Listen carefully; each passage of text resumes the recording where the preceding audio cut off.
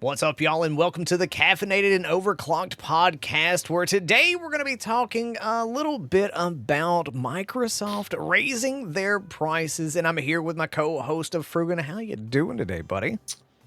I'm doing great after this interesting week. I would say, but It's been a bit of an interesting week, hasn't it? It's just a little bit. I mean, like, I honestly did not expect the news that Microsoft would pretty much be raising their Game Pass subscription up 50+% for the entire line. And that includes anything from down from core to ultimate, and that includes PC. It's a bit crazy to think about that they just had a conversation talking about how profitable the Xbox Game Pass like subscription service was. And what would you think the public reaction's been this week with the Microsoft Store closing, like it has a few times, and being unresponsible? Very negative. I mean, most of the people have been very reactive with this news, and canceling in droves. And I don't blame them. I really, really don't. With the increase of price of Ultimate in general is now $30. That's up 50% of what it was for 20, and it's like, dang. I know there's a lot of good and worth in this, but it doesn't even. It's a lot. Dude, and here's the thing to think about. We're looking at this as USD because we're both American. We're both on the East Coast. Yep. So that's where our brain is. Not even to mention the price increase for folks like in Brazil and different countries where that conversion rate is a lot higher than it is for us. That 50% is actually a lot more. And then you look at the median household income in places like that, and you can understand why piracy is such a thing in different parts of the world, because honestly, it's one of those things that I don't even knock people that like, and that's a line that you have to draw for yourself on where you're at on whether you want piracy to be good or piracy to be bad. But like, folks over there, I can see why a lot of folks pirate video games and stuff like that. And honestly, this whole conversation now to me is, are we back to the day and age of where we should probably start buying our own video games and just like buy it and then own it? Because that's the thing I like about on Steam. It's we buy it, we own it as long as you follow the Steam rules. I mean, I know I get It's a gray area though. well, no, I mean, I get that. But what I'm saying is like we buy it, and then as Yeah. long as we never declare that we're dead, then we technically stay in possession of our Steam library. But I mean, I don't want to go back to the physical days with CDs for PCs. Now, if I was a PlayStation Good luck, player, because most computers don't even have a disk drive anymore. exactly. You have to buy But like external. now, if I'm talking about buying something physical, then yes, if I was a PlayStation user or an Xbox user, of course I would be wanting to buy the games themselves. But for me on PC, Steam is probably the best bet outside of GOG.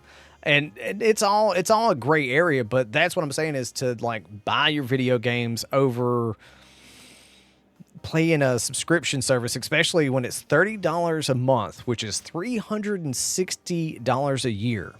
Which is crazy. And the gray areas though with that though is, even if you do buy the game, they could take away that licensing at any time. Even if you are still alive, or like they could take it away tomorrow and you would never know for no reason.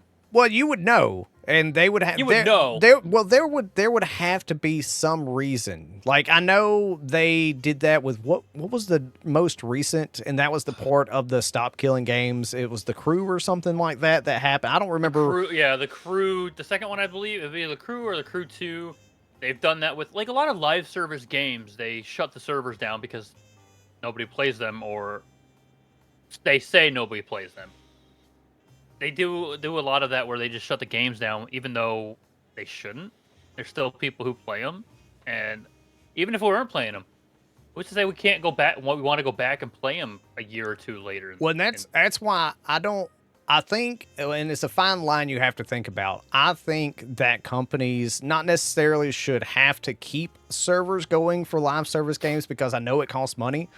But if you are going to be shutting a live service game down, say Fallout 76 was to close down, what I would hope that Bethesda would do is offer up through maybe the like game server rentals and stuff like that that people have access to, not necessarily make it a peer-to-peer because of course you have to worry about your IP and stuff like that, but giving the access to players to host servers through like game server rental type places and stuff like that. I think that's something that people could do, and that would be awesome. But like, no, I get exactly where you're coming from as far as like we could buy it and then we lose access to play the game if it's like a live service game. But I haven't really heard. I'm sure there's examples out there of it happening with like. Oh, I'm sure there's. I remember games hearing. I remember hearing some things about it. I just can't remember any games off the top of my head about it. But even with going back to the main topic, even with that price increase, it does add some new benefits. Oh yeah, it definitely also does. Takes some benefits away. Mm-hmm. For Ultimate, dude, I just want to say the biggest thing to me is that whole like add-on of like streaming, like the like best quality, lowest wait times. Did you notice the bit of like exclusion for day one, including Call of Duty? Like it's there. Yeah. But continue on. So with some of those benefits, you got the EA Play Vault access, which I believe we've had that. Yeah, we've had that for a while. A while now. But it added the Ubisoft Plus Classics, which we've not had that. We've had member deals and discounts, but one thing I did notice is they took away the discounts for DLCs of games that are on Game Pass. I saw something about that where even on Fallout 76, I saw on the Reddit people talking about the discount that players got for buying items on Xbox. That 10% was not there anymore. Yeah, that I know people were talking about like Indiana Jones, the DLC for that.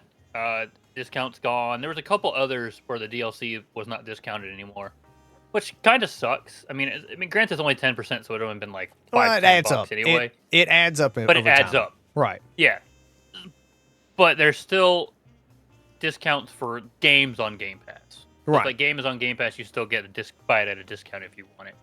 But now it also includes in-game benefits for Riot Games. I think that's what League of Legends, Valorant. Overwatch now has some. I don't play those games. I don't either. And then it now includes the Fortnite Crew subscription, which is like a monthly battle pass or whatnot, I guess. And I mean, if you play those games, then yeah, absolutely is going to save you some money.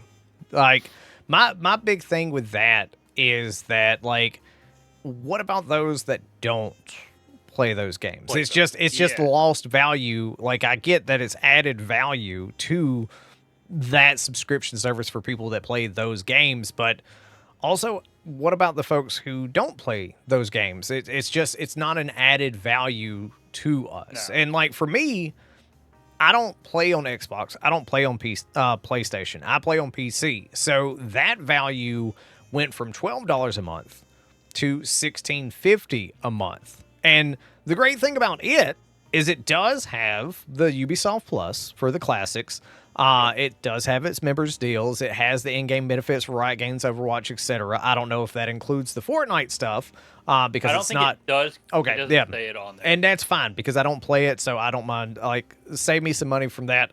But we still get day one games, including Call of Duty, and hundreds of the PC games. And honestly, I wish we could get back to the day, or just like get to the day of like the Xbox console games being able to be played on the PC, like Battlefield, Bad Company 2 and stuff like that, and a lot of the console only type games. And that's the only reason I have an Xbox, is to play those older Xbox games. But now I'm probably going to be turning my game, like my Series S. I'm genuinely, it's either going to be here and be a brick because I'm not going to buy Ultimate anymore, and or I'm going to go turn it into GameStop and get some game credit to potentially, kind of segue into the bit that I didn't know anything about, but a Frugan let me know.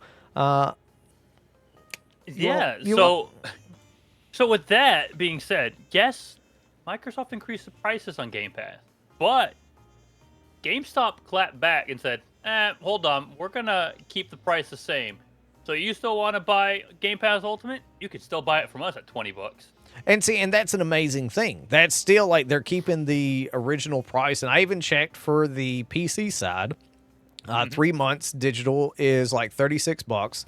Of course, if you become a pro member, then you get it a little bit cheaper. And honestly, if they're willing to take the little bit of a loss, this could be something that gets people back into GameStop stores and more interested in GameStop for the simple fact that I don't know about you, but I mean, like, depending on what a pro membership is for like GameStop, it's something that I may, say, like, I just looked it up. Let's see. $25 a month, a year, I believe. Oh, 25. Yeah, 25 a year. So if I go and spend $25 a year at GameStop, I can save $2 a month on PC Game Pass.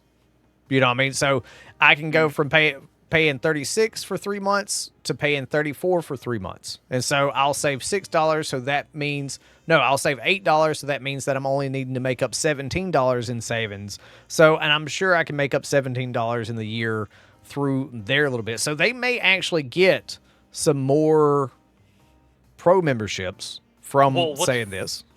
What's funny is in that article I shared with you, there's a quoted tweet from them that says, Game Pass $29.99 every month, own nothing. GameStop, buy once, own forever. Math isn't that hard. Well, and that's the thing is when we go back to the bit of, and I don't really even care about like what social media people say on the community stuff because like, yeah, they can say it, but like at the end of the day, GameStop is a publicly traded company. And I'm sorry to say it, but if they start taking a bit of a loss, because let's be real, GameStop is not as GameStop-y as it used to be. It's more of a gift shop now than it is anything. So while they can clap back all they want to at the end of the day, they are a publicly traded company. And if their stockholders or if their CEOs and stuff is like, hey guys, we're losing money on this. We're actually not making any money. We're a little bit here, a little bit. We need to change the prices with it as well. But then they will. But at the same time, I'm curious how long it's gonna last. Yeah, I'm going to tell you this right now. I am going to be going to my local GameStop, and I'm probably going to be spending a couple of $100 on a PC Game Pass subscription because I think you can do up to 2 years preloaded on your side. And funny thing is all this is coming out as my 2 year is about to be ending that I had preloaded on my account because I was about to start paying for it again in October. So it's kind of a perfect time for me to make a trip to GameStop and do this. And honestly, let's be real. Something that we mentioned before the show, and they were like, oh, we're talking about it too much before the show, is the number of people that canceled their Game Pass subscription. The Game Pass website shut down for a little bit and locked up because the number of people that were canceling their subscription.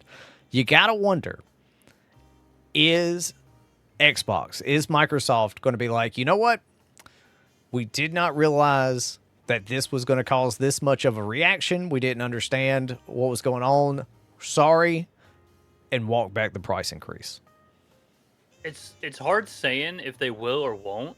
It's Microsoft and Xbox. They already make a boatload of money anyway. Mm-hmm. And it's not gaming. I'm be real with you. It's not gaming that makes their money. It's honestly, I think Microsoft looks at maybe Xbox like Amazon looks at Twitch as like a loss leader, because gamers aren't the gamers. We are the easiest to piss off and easiest to like jump and like start shouting. But really, their money doesn't come from gamers. It's, definitely the acquisition of Activision did not help. And Oh, we're starting to kind of see that a little bit now, and we haven't really seen Hmm. any fruit from that tree, except for like PlayStation and stuff buying the crap out of Call of Duty, as you know, it's going to wind up doing. And honestly, I'm going to be real with you. I'm so happy. I am genuinely so happy that we live in the day and age now where now the term exclusive is slowly becoming a thing of the 90s and early 2000s, where now it's timed exclusive. And I think it's going to be a big step in the right direction if in Hmm. 2026 for the next DLC for Starfield, that is the release for the PlayStation. I really think that the PlayStation release for Starfield is going to be next year with the DLC that comes out, and I think that's going to be a huge step in the direction. And Oh yeah, easily, easily. We've talked about this off the podcast before about exclusivity and things like that, and timed exclusive I feel is the way to go for us to move forward and not have exclusivity anymore. Um, does it's just exclusive games is not.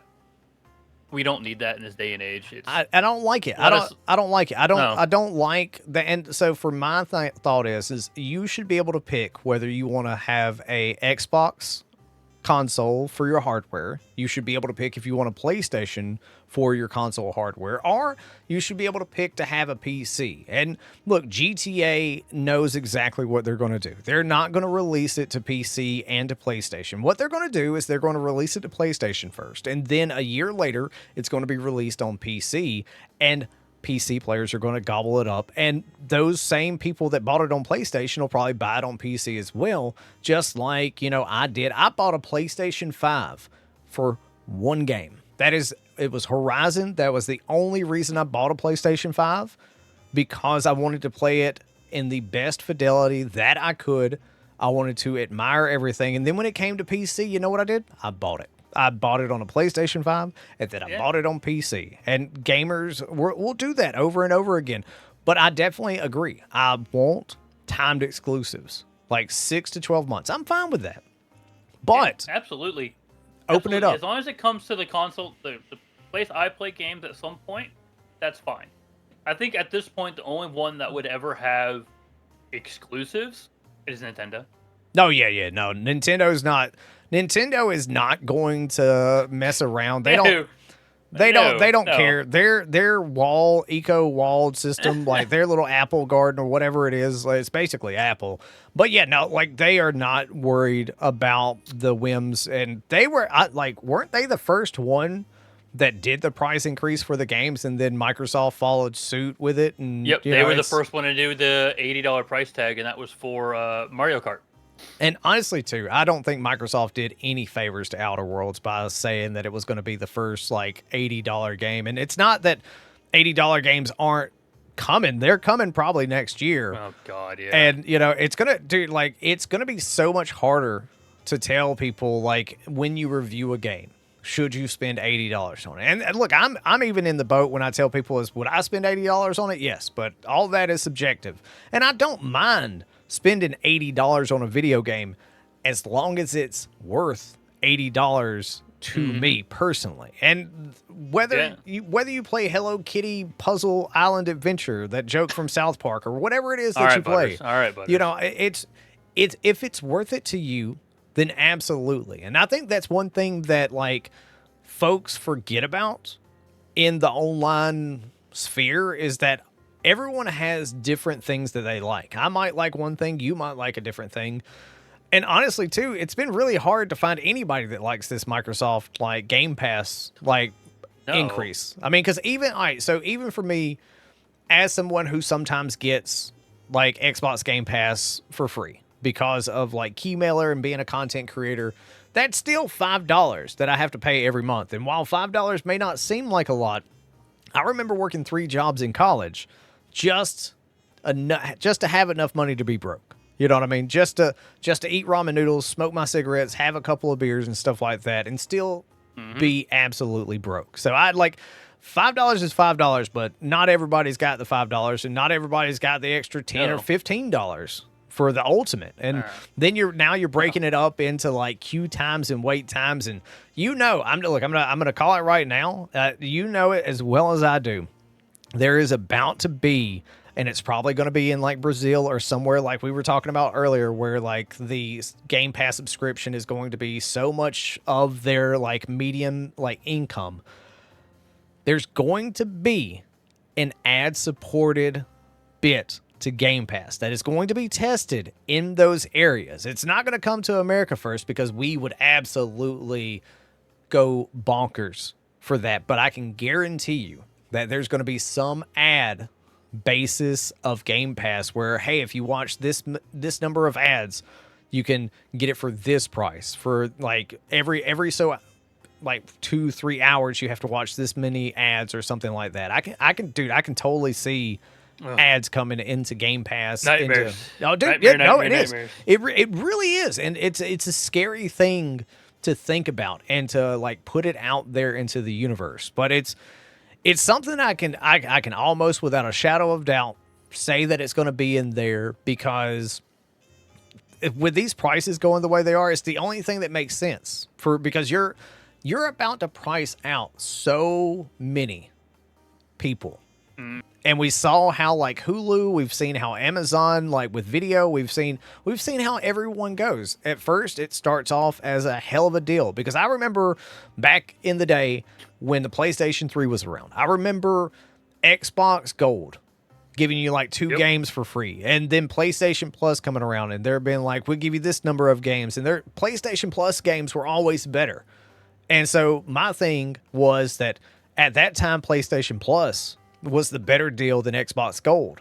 And then here comes Game Pass with this hell of a deal, a amazing deal. You get all this stuff for a small subscription service. That's a hell of a deal. And now, honestly, PlayStation Plus kind of looking like a good little deal right now in comparison to these price hikes, because they kept theirs the same. They hadn't touched it. Their highest deal is what, 120, 130 a year? Yeah, like so it's something like I think it's like $16 a month or something like that.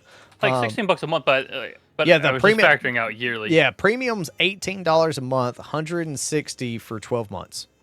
Yeah. And so now their premium is going to be $12 less than, and you get the PlayStation games. You get games to download each month that stays on your account. Could you see PlayStation counteracting this and raising their prices too? Oh yeah, yeah. I definitely could. I could definitely see PlayStation raising their prices, but I'm going to tell you this right now. If PlayStation is smart, and I know they're smart, they will not touch it. They will not touch it. You know what they're going to do? They're going to do the same joke. Now here's the thing. You talk about GameStop clapping back. They're going to do, PlayStation is probably, and I'll put this into the universe too. PlayStation is probably going to do the exact same joke that they did ages ago when they had to show how you can share your games on PlayStation, and the two dudes just take a video game and hand it to each other, look at the camera and smile, and that's the end of the video. And it's going to be some variation of that for this. Like, it's back like when IHOP, so near where I'm at, there's a Cracker Barrel and IHOP, like really near each other. And it was during the remodel bit of Cracker Barrel. And on IHOP sign as you pass by is, we never had chairs. We just have pancakes. And I'm just like, you know what? You know what? That's because it's an eye shot of the Cracker Barrel. And I'm just like, you know what? I'm liking these marketing bits that people are getting into where it's like a little bit like Wendy's. Wendy's has always been hilarious to me. Dude, sweet gentle Jesus. I don't know who made that little red-headed lady mad on Twitter and social media, but my God. Just Taco Bell, McDonald's, Wendy's. Wendy's was the first one I ever noticed saying it. Wendy's and then Arby's was shortly after. Arby's it's one of those things. I love that type of marketing. And honestly, when stuff like this happens, It needs to happen. And honestly, Mm-hmm. I would love to see, because I'm not part of the console war. I was never part of the console war, even when I was a console player. I always was like, look, we're gamers at the end of the day. If I choose to play on PlayStation, you on Xbox, who cares? We're all gamers. We should all like have fun and, relish in the fact that we get to come home after work and play video games. This is something that we only dreamed of as like kids, being on Nintendo and Super Nintendos and stuff like that. This is insane. We get to play with people online. But yeah, no, like when stuff like this happens, absolutely they need to clap back. People need to make their voice known, because the only way, and I say this every time somebody says something to me about Fallout 76 and Bethesda, I say it regardless. I've been saying it for years, ever since Nvidia raised the GPU prices, since AMD did their bulldozer bit and Intel started to suck eggs with the amount of progression that they have in CPUs. The only thing that companies will notice is you voting with your wallet. That's the only thing that companies will notice. Your time and your money are the only two things that companies care about, especially in this day and age when engagement is a huge metric for stock prices, and going to the board and saying, this is how many people logged into our service this month. This is how many hours they played video games.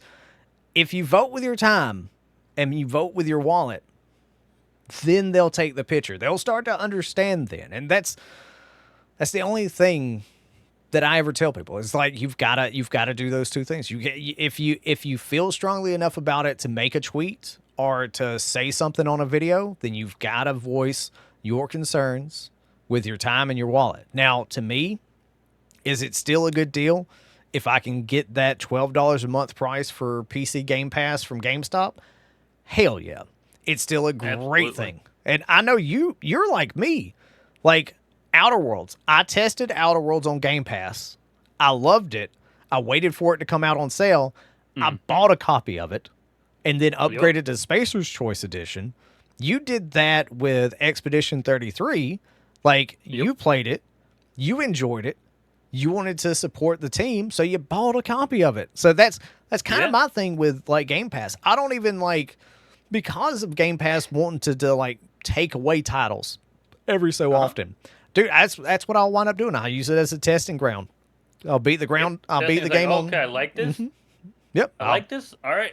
I know it may go away at some point, or I can play it sometime later and not have to worry about it disappearing from my library. And you want to know? Do you want to know the thing that really know the thing that really pisses me off about this entire thing that like not a lot of people are talking about? It's the simple fact that now, with your rewards for using Bing or doing Microsoft rewards, you can no longer redeem Game Pass subscriptions. Like, Which is so stupid. It's so dumb. a lot of people did that. A lot of people did that. They would get the rewards and do that for months. I mean, because that's the thing. That's the only reason I have Bing as my search. Like, it's because I'm like, okay, I can search with Bing doing what I normally do. Whatever. It's okay. It's Google has an enshittification of it for so long, and Bing's the same way. You know what? At least this way, I can earn points, and then every 12 or so thousand points, I can get my Game Pass subscription. I went on there at this announcement, and it was just gone. It wasn't around anymore. You couldn't, you just couldn't find it. And I'm like, what in the world? Now I can get I can get a Microsoft gift card. What the, why is it that I can get a Microsoft gift card, but I can't do it with my Game Pass subscription? And then they're like changing the way points work and all this stuff. And I'm just like, what enshittification is this? What is even going on with this? And that's the thing. That's one of the biggest things that pisses me off, because it went from, hey, you use Bing, you use our service. You're basically selling your data to the company for points because they're seeing search trends. They're seeing a bunch of things that people are interested in, and it's giving them market data. But now you can't use that market data. So now you're basically saying, hey, what are you using our service for anymore? What are you using Bing? What are you why are you even like doing the reward stuff? Like, come on, like you gotta think about this stuff. Like I don't have an MBA. I got an associates in information technology, but I got a shit ton of common sense. Like, so like that's Got more than me. well, I'm no, like it's just one of those things that you got to think about in business. And like, I don't know if it's because I ran a business for 5 or 6 years and dealt with CEOs and companies and stuff like that, or dealt with clientele. I've been in IT for 24 years. I don't know if it's that, or if it's just because my dad beat me with a belt and my grandmother beat me with switches. I don't know what it is that like taught me the bit of common sense that I have. But you gotta think about this shit. You really gotta think about this stuff. But yeah, I'm not a fan of it. Am I going to pay GameStop $12 a month for Game Pass? Hell yeah. Should you go to GameStop? Yes. Hell yes, you should.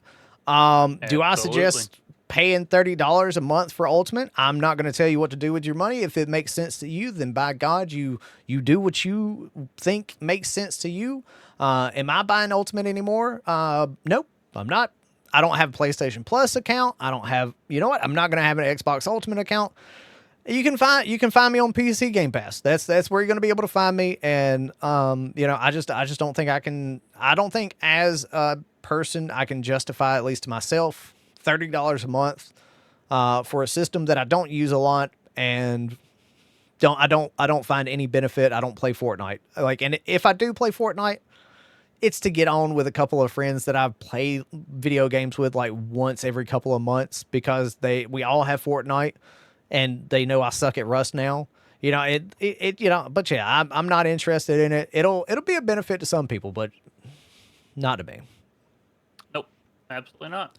But is there anything you want to throw in here before we get done with the day? No, I think that's it. Spend your money wisely. Don't. And if you can't do it, don't do it. Yep. Vote with your time. Vote with your wallet. That's the only thing companies are going to understand. But y'all, seriously, thank you so much for hanging out with us on this 7th. My God, we're done 7 episodes of the Caffeinated and Overclocked podcast. But y'all, have a great, wonderful day out there, wherever you're watching, whenever you're watching. Peace, y'all. Love you. Peace.